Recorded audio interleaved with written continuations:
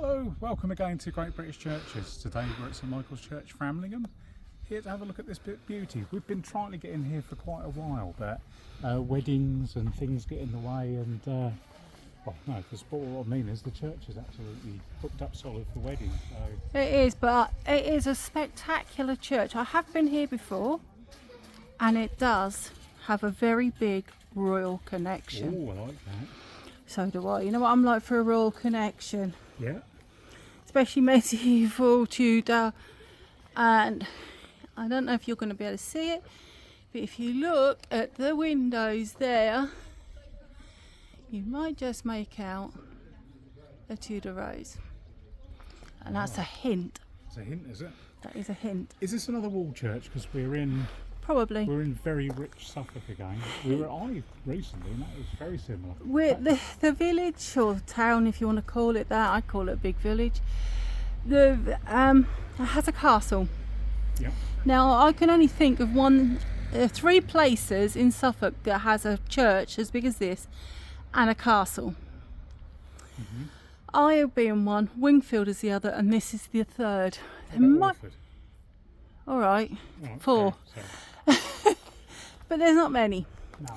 Now Framlingham has a castle, and it is, if you turn left out of here, and it's up the top, and that is where Mary I found out she was Queen of England. Now there is a lot of people around here today, and I do feel self-conscious filming, so I might just film towards the church. I might not do a lot of talking. The tower is spectacular. Yeah, it is. It's wonderful. It's an amazing building. Yeah, it is. God, it's flipping hot. It is. Do you know, we're into the first week of September, and it's as hot as it's been Yeah. this year. Yeah, it is.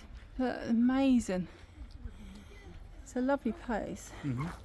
There are a lot of people. We haven't been in the church yet, so I'm expecting there's going to be a lot of people inside. I think it's another few days, and the young people, the children, will go back to school from here. Yes. I'm too hot. Yeah. He's not the only one. It is very warm today, isn't it? Yeah. Right, I'm just going to turn this off, and we'll join you back in a minute after we've been inside to see how many people are there. We may have to do a video where we don't talk, and then I'll put some notes or something on it. But we'll be back with you soon. We're going to have to whisper a bit because there's people using the church all the time, and we don't want to disturb anybody. But if we head that way and have a look at the organ over here. It's quite elaborate. That's amazing. You've got the thing there. Do you want to see when it was made? Does it say? Well, it's taken up that whole archway. Yeah. That's the tower arch, isn't it? Yeah. So, and it's just very, very grand. It dates back to 1674. 1674. And the case came from Pembroke College in Cambridge. That's right, I remember reading about that now. Yeah. That is, it's just impressive. And we've got a coat of arms up there for Charles II. And I can't go any further, there's someone standing there. But the date on that is 1661, and that's for Charles II. And then you've got this amazing, I don't know if you're going to see this. Look at that, vaulted Wooden vaulted ceiling. Yeah, it's just amazing. This was an important church. It was at one time. It had to be for who's buried up the top there. Yeah. So we can swing on and have a look at the aisle if you want. Mm-hmm. And yeah, the rest of that ceiling is incredible. it is absolutely amazing. So there's a church on the And side. then look, there's wall painting up there. Yeah. That's beautiful. So that's Christ on the cross. And the whole church has been painted that way. Yeah, yeah. I'm one. No, that's not the St Christopher. That one, is it? Oh no, it's Christ. Yeah. No. Sometimes they have St Christopher, and I would imagine he'd be there, right opposite the door. We're alone. We are for a moment. I have seen someone waiting to come in, I think they know what what we're doing. So this, as Paul says, this is a very important church, and there is something up the end there. I know I'm teasing you, but it is, to me, it's what makes it special. Beautiful font there. That's gorgeous. Yeah, and there's some literature here because Paul's got the notes, and he gets very selfish with my technology. I don't at all. Yeah, you do, and you know it. But you've got these rather glorious lines. Nice 15th century. You read that somewhere. I didn't. That's 15th century stuff. So anyway, are you coming up here? Yeah. Because we've figured out with this, if he gets too far away from me, with the wall painting as well. yeah, if he stands too far away from me, no one can hear him. Probably not a bad thing. And just look at this wonderful wooden and stone floor. Oh, look at that, isn't it beautiful? It's gorgeous. Now, if I could have a floor like this in my kitchen, I'd be a happy woman. If you had a floor like this in the kitchen, you'd be arrested. I don't know if you heard that, but he said if I had a floor like this in my kitchen, I'd be arrested.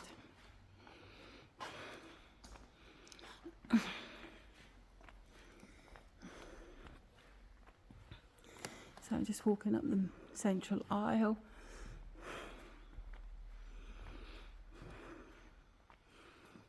Another long gone aspect of the church is this would have had a rood screen with a rood loft and a hammock above it. Yeah, But you can see up there is a tower with an external tower. there's a door there And there'll be a spiral staircase going up to that blocked door. to that window there. Across the top here. Yeah, Yeah. and then you've got more openings here. And then there's another one in there. There's not one on that side, so probably one way only. Now, I always think that these entrances to the rood loft would have been quite treacherous, especially if they were wearing long robes. Any woman who knows, or any man who's worn something really long and floaty, when you're on your knees, it's not good. And it's very difficult to manoeuvre. Yeah, and it probably would have moved and swayed with things. He's going up there. I'm going round here. Amazing chest. Probably would have been used to house church property, robes, silver, whatever. Have you seen the keyboard, the original organ? Look at that. He's fascinated with this. He's mentioned it several times since we sat I here. won't do me going there. I'm hoping that you couldn't hear it. It's the kitchen, love, get out. If any church wardens or the vicar of this church wants to know who it is who keeps opening doors and they shouldn't, it's that man. A line, Beautiful painting on those walls. Right, I don't know if you're going to be able to see this, but right there is a helmet with a lion and crown on it, and a beautiful wall painting. That's just one side. And you can see the Tuesday roses in the stained glass bit on the inside. Yeah. Look at the outside. So you've got more painting there, and there's the Tudor roses that we tried to film from the outside. Now, what year was it? 15 at Thetford? 1554. The Howard family are the Dukes and Earls of Norfolk, and they're buried here. And they had the castle, a few hundred yards up. And they did have the castle for a while. And they had it when Mary I stayed there. Now, this is the period after Edward VI and before Mary I, when we had Lady Jane Grey on the throne for 9 days. When she was captured, they sent a messenger to here to tell Mary I that she was queen. So that's where she was, and it's just up the road from here, just literally around the corner. So who's buried with Henry? Right. Henry Howard, Thomas, 2nd Duke of Norfolk. What's filio? I can't think what that is in Latin. Child, isn't it? Child. I don't know. Primogenitor. I don't know. My Latin is not very good. No. So. They didn't teach it much in secondary moderns, did they? Yeah. Filia, Johannes. I don't know. They come from Northampton. Mm-hmm. So there you go. I'm going to leave that there for you for a second. Anybody who's got Latin can do it. Yeah. But it's quite ornate one. He's got a crown, look. Isn't it strange that they've put this against the wall with red? Apparently it's ornate on the other side as well. Yeah. But it's just how it's been. That one definitely is. If you look, Yeah. you look down that edge there, you can see the edge of carvings. So that one is definitely was supposed to be And there's in the a middle. little tomb there for Elizabeth and Thomas, the 4th Duke of Norfolk. Yeah. So these guys went out of favour, didn't they? Because Dudley, wasn't it? No, Dudley was not related to them. Dudley was married to Lady Jane Grey. There, and you can see there might have been like an effigy or something on top of that as well. It's just tiny. But the Howards had a priory, or they were buried at the priory in Thetford. But when you had the dissolution of the monasteries, the third Duke of Norfolk had this chancel built. The 2nd Duke of Norfolk was the last one to have a funeral at Thetford, and there was 900 mourners that went on the progress between here and Thetford. And then the third one was buried here, and they also moved everybody else down here as well. You had to, because the monasteries were sold off. Yeah. Here's somebody who's got your attention. Yeah. I haven't done this one. Yeah. I haven't done this one. I'm still teasing. So here we have the rather grand view of Mary Fitzalan, and she died in 1557, and Margaret Audley in 1563. Now they're the wives of the 4th Duke of Norfolk. Now do you know? I'm trying to talk to him and he's disappeared. Now if you notice, there is a big gap between them. I can't get any further. So I'm not allowed to move any closer to this. But you can see there's a big gap between the two. And it is thought that the 4th Duke of Norfolk had it so that he would rest in the middle of them two. So has he been taken out of the middle, his effigy? No, he was never put in. Ah. Yeah, but this big space they think was intended for his effigy to be put there. Makes sense. No. This one's kind of gone. See, there's been something on top of it. This one here. There may have been an effigy on here that may have been intended. We don't know. I'm going to go up this. It does look like something has been put up there, to be honest. I don't know if you can see that. Now, I would have thought there would have been, because of the person who this is. Now, this is the tomb of Henry Fitzroy. Who's Henry Fitzroy? He's the illegitimate son of Henry VIII and his mistress Bessie Blunt. And it's also of Henry Fitzroy's wife Mary. And she was the daughter of Thomas Howard, the 3rd Duke of Norfolk. And Henry was the only illegitimate child that Henry would acknowledge publicly. And he was also considered to be his favourite, and I believe he died in 1536. So the same year that Anne Boleyn died, I believe. Yeah, 1536. So he was born in 1519 and he died in 1536, so he was still rather a very young man. And Henry was obviously quite upset about this.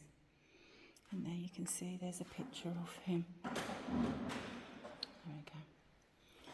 Now that is Paul, who's making a racket over there.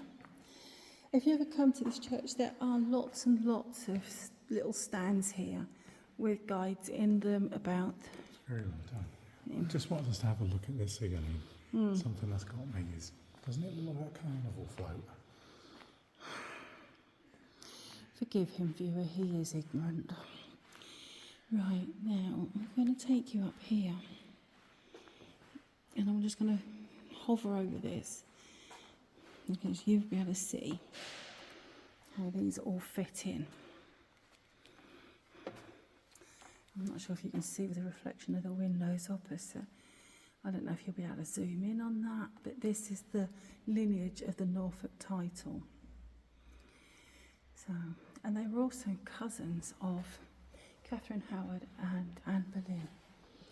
Now, when you think that Aunt Mary I was in Framlingham Castle and she was taking refuge with her father's first wife's her mother's husband's second wife's cousins. I think that's incredible.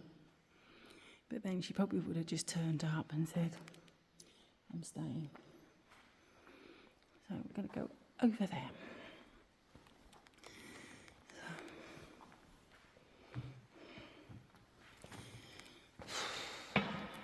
It's a very hot day today.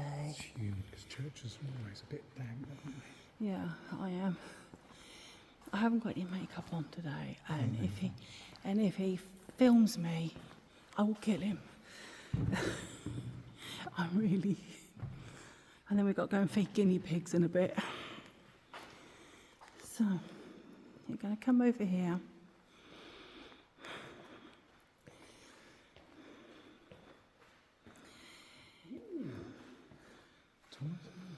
Right, okay. Henry Fitzroy is not the only royal connection in this church. So you've got this. This is absolutely stunning. And I like the fact that it's still quite crisp still. Oh, yes. It's not really battered. I know it's been indoors and it's protected from the elements. But it is absolutely amazing. Now this is the tomb of Thomas Howard, 3rd Duke of Norfolk, and his first wife Anne Plantagenet. Is the daughter of Edward IV, another royal connection. So she is, great aunt of Henry Fitzroy, I think, if I've got that right. So absolutely stunning. Just look at all the figures on there, and that can still be clearly seen. All right, there's a little bit here and there that's been chipped off, but they're still very crisp looking. And then we come over here to the tomb of Sir Robert Hitcham, who died in 1636. He was Lord of the Manor, benefactor of Framlingham, and founder of Sir Robert Hitcham Primary School. So it says, reader, in expectation of the coming of our Lord Jesus here, lieth the body of Sir Robert Hitcham, born at Levington in the county of Suffolk, scholar in the Free College at Ipswich, and sometime at Pembroke Hall in Cambridge, and after of Gray's, something attorney to Queen Anne in the first year of King James, and then knighted, and afterward made King Senior, servant at law, and often judge of assize, aged 64 years, died the 15th day of August, 1636. The children not yet born with gladness shall thy pious actions into memory call, and thou shalt live as long as there shall be either poor or any wise of charity. That's lovely. And as I've just found another connection, not in any of the literature. What's that? This is another one of the Pilgrim Fathers left for the USA. Okay. And the USA. Go on then. Who is it? A fellow be called Nicholas Danforth. Who? Nicholas Danforth. Ah.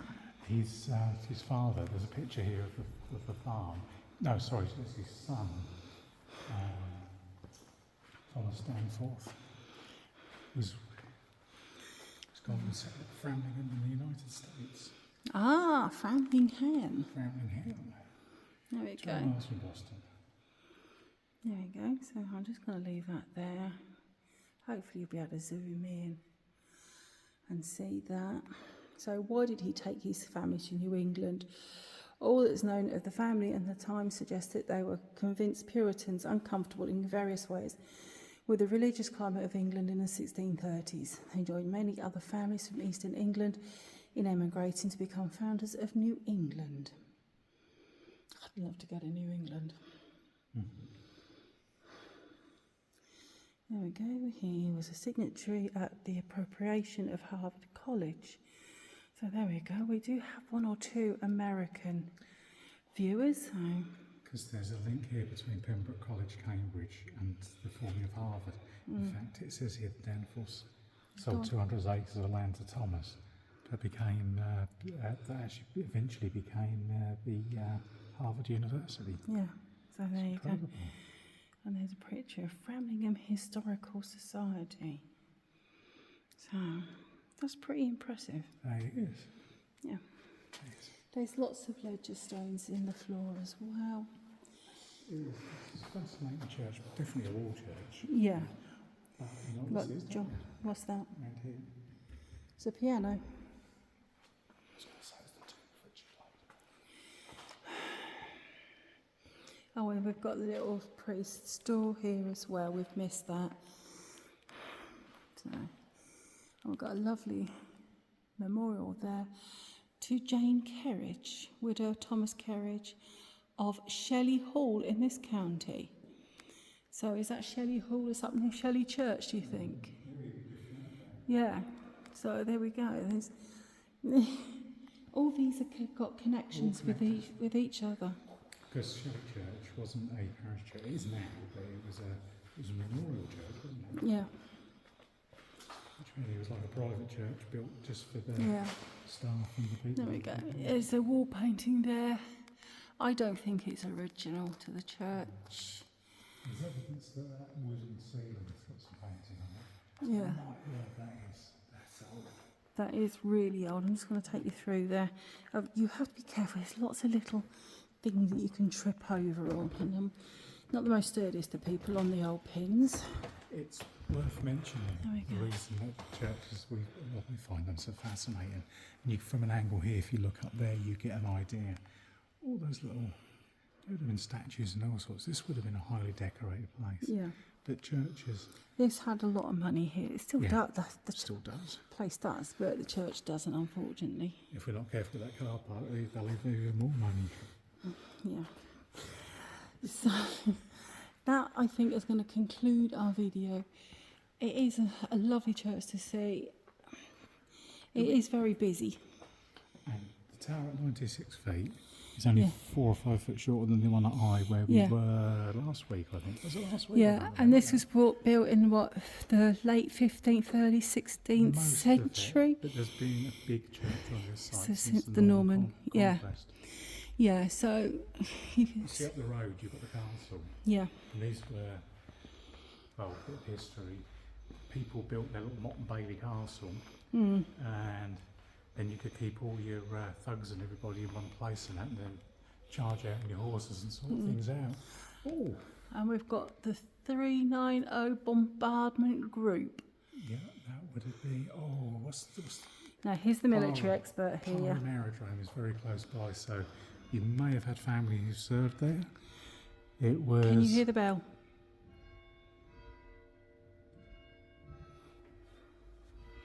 It's lovely. We've been here an hour. Yeah, we have. Yeah. Yeah. We've not been able to film that long because we've had children screaming in here and all sorts.